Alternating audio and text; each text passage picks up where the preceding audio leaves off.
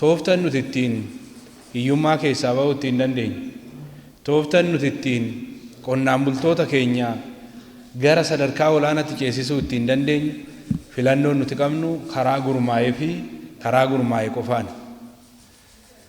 Adda adda yoo diigamne karaa bittinnaa'in hiyyummaa dafanii keessaa ba'uun hin danda'amu. Hiyyummaa injifachuun iyyuu qormaata ta'uu danda'a. Garuu akka waldaa kanaatti walitti dhufnee gaafa ijaaramnu humna gurguddaa horanna.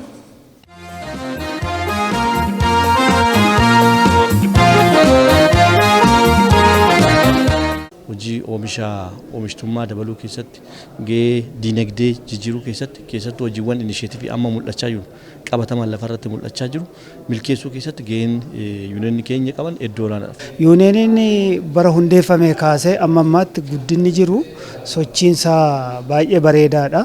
Walqunnamtii gabaa taasifamee daandii xiyyaaraa yuunivarsiitii adda addaatti dhiyeessuudhaan bu'aa irraa argatamuu qabu yeroo itti dhandhamachaa jira. Faayidaa guddaa argataa jirra.